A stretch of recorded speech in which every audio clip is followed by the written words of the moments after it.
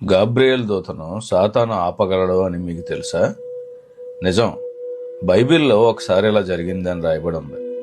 దానియేలు గ్రంథం 10వ అధ్యాయంలో దానియేలు ఒక దర్శనాన్ని బట్టి 3 వారాలు ఉపవాసం ఉండి దేవుని ప్రార్థిస్తే అక్కడ 3 వారాల తర్వాత గాబ్రియేలు దూత వచ్చి, నీ ప్రార్థన దేవుని సన్నిధిలో వినబడింది. నేను నువ్వు ప్రార్థన చేసిన మొదటి రోజే వచ్చాను, కానీ సాతాను నన్ను అడ్డుకున్నాడు. తర్వాత మిఖాయేలు వచ్చి నాకు సహాయం చేస్తే నీ దగ్గరికి రావడానికి నాకు 21 రోజుల సమయం పట్టింది అని చెప్తాడు.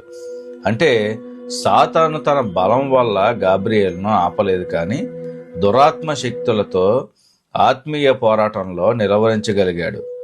21 రోజుల సమయం పట్టింది అనేటప్పటికీ చాలా సమయం ఆపాడు అని అనుకుంటున్నారు కదా. దేవుని సమయం, మనుషుల సమయం ఒకటి కాదన్న విషయాన్ని గుర్తుపెట్టుకోండి. దీన్ని బట్టి మీరు ప్రార్థన చేస్తే సాతాను భయపడతాడు అని మీకు అర్థం అవ్వాలి. అవి మీ కంటికి కనిపించకపోవచ్చు, కానీ ఆత్మీయ స్థాయిలో గొప్ప యుద్ధాలే జరుగుతూ ఉంటాయి. కాబట్టి ప్రార్థన చేసినప్పుడు సమాధానం ఆలస్యమైంది అని కుంగిపోకు. దేవుడు నీ పక్షంగా ఉన్నారని నమ్ము. కార్య